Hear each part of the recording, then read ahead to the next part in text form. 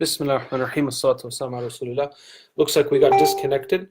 So continuing from where I was saying is that if a person, let's say, is viewing pornography once every 3 months, then this would not be necessarily an addiction. However, it is a dangerous activity which could lead to addiction, especially because the nature of pornography, time and time again, I've seen with cases, it simply is something that keeps escalating. It keeps getting more or more frequent. And one of the things you always have to gauge is the intensity and frequency of your activity.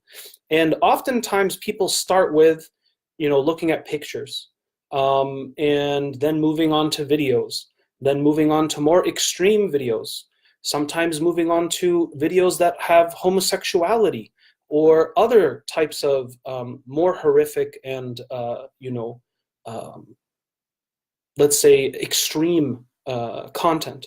And even people can get to a place where they're viewing illegal types of pornography, like child pornography and these types of things. Because the nature of any drug, ladies and gentlemen, is when you start using and consuming, it gives you a type of high or a rush. But over time, you adapt to that high and that rush, and it becomes your new baseline. Thus, you need to increase the dosage so that you can get a similar high as you once did. So you're always seeking out to get that next high or that better rush or that better experience. And this is why most drugs lead to escalation of that drug or escalation into other drugs or substances. And pornography is no different. Pornography also has a tendency to, for some, it leads them to other types of sexual addictions, like chat rooms, live videos online with, women or whatever, what have you. Sometimes they go to the extent of seeing escorts or prostitutes, because over time pornography gets old, it gets dull, and oftentimes people don't even experience a sexual arousal anymore because they've numbed themselves. And remember, the opposite of addiction is connection. And addiction by its nature is something that makes us disconnect from ourselves, others, and Allah subhanahu wa ta'ala. Why? Because we want to numb ourselves. We want to give ourselves pleasure. We use it as a way to cope with low moods or negative states or challenges in our lives, right? So often there's a lot of people who just don't know how to cope with the ups and downs of their life. They freak out every time something is happening or there's a challenge, or they get extremely anxious over something that is yet to be determined in the future. And so addictions serve as that kind of way to self-soothe. So the more you use an addiction, like pornography, you started using it most likely because there was some, oftentimes people start using it out of curiosity, or they were exposed to it by a friend or a family member, and eventually they take it on for themselves, and it just keeps escalating. And usually people who use it have there is something deeper going on with them. And some of the common causes for using pornography addiction could include, in their past development, a type of neglect, abuse, or trauma. Okay? And when these damaging experiences occur, and there's never true acknowledgement or healing or, treatment, so to speak, those parts of us remain unmended or broken or empty inside us. And so there's going to be this unconscious drive to seek out fulfillment through other things. Now, what's interesting about pornography addiction specifically is it's actually in a lot of ways more dangerous than, let's say, being addicted to cocaine or nicotine or alcohol, for a few reasons. Number one, pornography is very accessible. Anybody who has internet or some kind of a device can access this stuff in 1 second on their phone or their computer or whatever. Just one button and you're there, right? So accessibility. Unlike cocaine, you have to go meet some drug dealer, right? Somewhere that's shady or a place that you don't, want to go. Alcohol you can't buy till you're 21, right? And other drugs, it's the same, right? Number two, why is pornography so easy of a drug to consume? Affordability.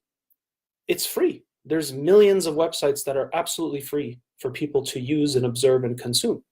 Unlike other drugs, cocaine, alcohol, etc., these things are expensive, right?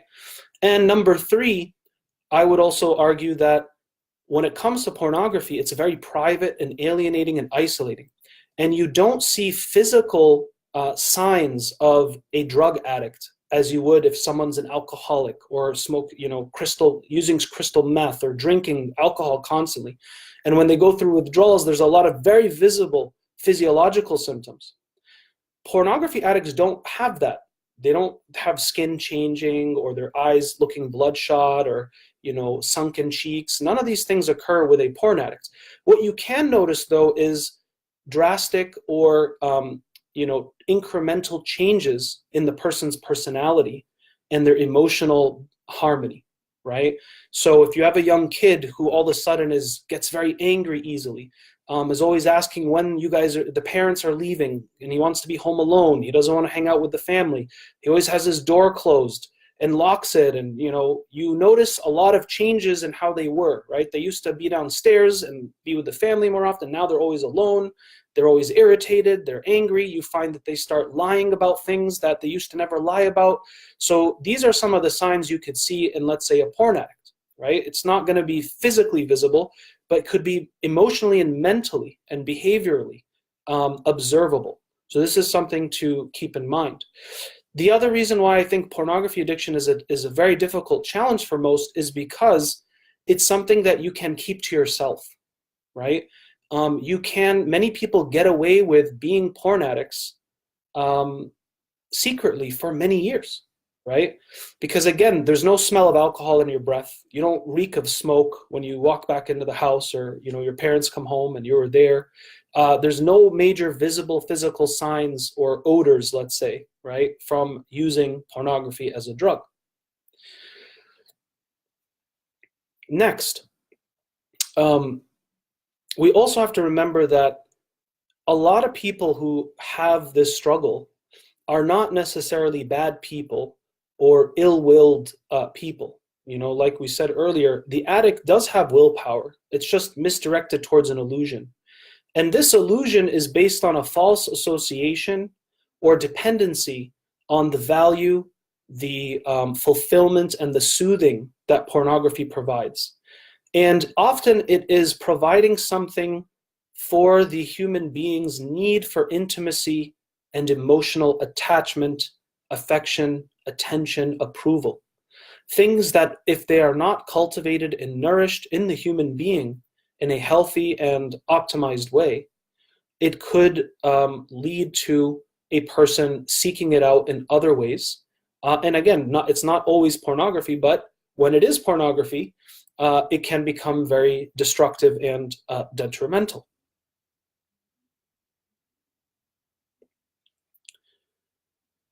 Now, 3 things that I would like to share regarding this idea of tawbah in Islam. Tawbah means to turn back to God and seek forgiveness. Because many people are under the assumption that, look, I just need to become a better Muslim, pray more, read Quran, and inshallah this will go away. And look, for some people, sometimes that does work. With the help of Allah subhanahu wa ta'ala, they're sincere, they really put in the effort, and they make deep tawbah, and they're able to really start incrementally stopping over time and just get rid of it, right? But the majority of people, it doesn't work that way.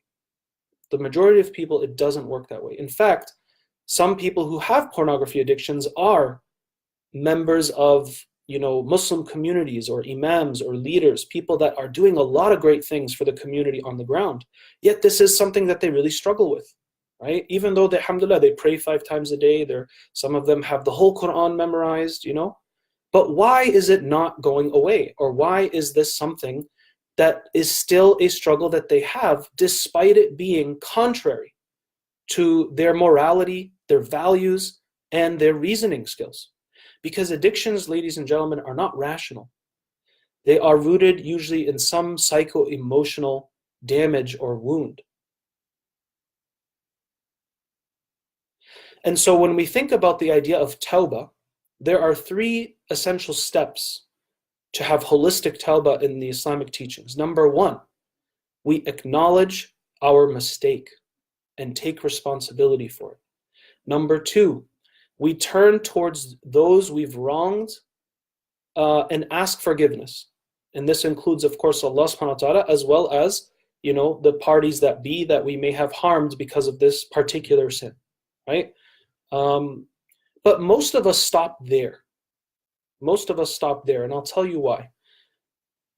Some people don't even acknowledge that it's a problem, or they keep avoiding addressing it between themselves and Allah. And what I mean by this is they keep acting out, then they just shower, and then they make ghusl, and they go pray, and they pray their asr or whatever, and they don't talk about the fact that they're a porn addict with God. Like, oh Allah, I am really struggling with this. You're in sajda, and you're saying, oh Allah, I am disgusted with myself. This is so damaging. I need your help. Some people don't even do that.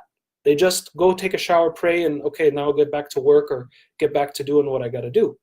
So you have to first take responsibility and acknowledge that you're doing something wrong, because the first step to change is self-awareness, and the first step to recover from an addiction is acceptance that you have an addiction. And you find this in the 12-step program for Alcoholics Anonymous, for sex addicts. It's the same thing. Everyone has to be sincere and bear witness to the truth of the matter that they have a problem, or else you're not going to be able to do anything after that or take any actual steps to heal. So that first step is we have to accept that we have a problem and that we've been making this mistake over and over and over again. And we have to voice that to Allah and ourselves. This is the first phase of your own sincerity, right? Step two is we turn back to God and we really ask for forgiveness for that thing that we accepted in ourselves and how it's wrong. La ilaha illa anta subhanak inni kuntu minal zalimin. The dua of Sayyidina Yunus alayhi salam, which is a very good dua to use whenever we feel we've wronged ourselves because of the mistakes we've made. Because as Allah says in the Quran, when you sin, you're not hurting God's feelings or His power. You're not changing Allah's reality. Allah's saying you're the one who's going to feel oppressed and suffer, because anything you do which is contrary to the good nature of your soul that Allah created us with, we're the ones that are going to suffer and feel the oppression. So when we do things that are sins and wrong, we're only hurting ourselves, right? So Allah subhanahu wa ta'ala may forgive us, and we may go to our wives who caught us watching porn, or our roommates, or whatever our situation is. And then what happens is we walk away feeling kind of good about ourselves. Like, yeah, alhamdulillah, I accepted I did something wrong. I asked forgiveness. They said, okay, we forgive you. And then you walk away feeling good. But then it keeps happening, and it keeps happening, and it keeps happening. And sometimes people don't want 30,000 apologies anymore. They just want you to figure out how to stop, right? And that's step 3 of Tawbah. You have to commit to stop the sin. But most of us don't know how to stop. We don't have a how-to process or system or science to really address this issue. And most people who are pornography addicts, they've been struggling with this for 5, 10, 15, 20 years. This isn't something that's just going to go away just like that. It's going to require a real investment of your time and energy and effort to really heal and reconfigure and recondition your psyche, your heart, your soul, your behaviors, your false attachments, your lifestyle. All of these things are included in a proper recovery process. So these 3 steps of Tawbah have to be worked with together. And step 3, which I think most people often don't get to, is the commitment to stop requires a dedication to the actual process of how to stop, how to go deeper. And the proof of that is many people who have pornography addictions who, let's say, come to Purify Your Gaze, many of them are really good people. They love Allah and His Messenger. They love their families. They genuinely want to stop this. They don't understand, right? So it's not always that a porn addict is just some pervert or some, weak-willed individual or some jerk, right?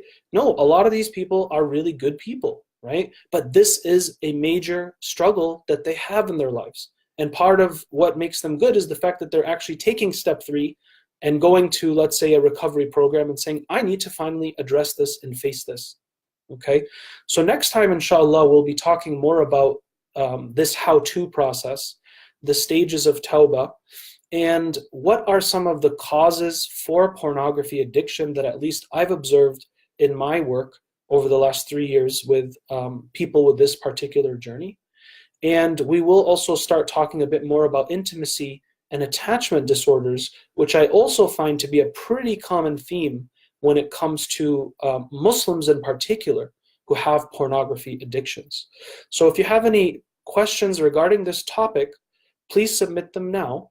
We have a few minutes left to, inshallah, address them.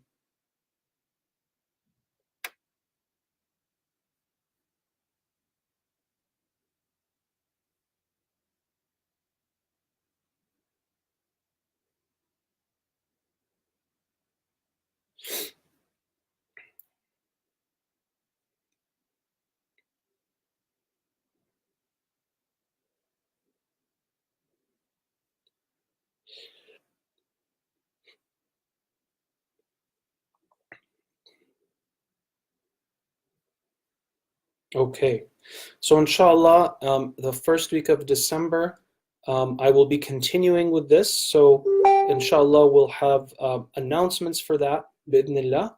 And I will try to provide a summary of today's seminar before I get into the second and likely third part of this topic, because there are many areas to cover, inshallah. So thanks again for tuning in to About Islam. Thank you, About Islam, for the honor of presenting for you today. And Jazakallah khair for those who have attended. Assalamu alaikum wa rahmatullahi wa barakatuh.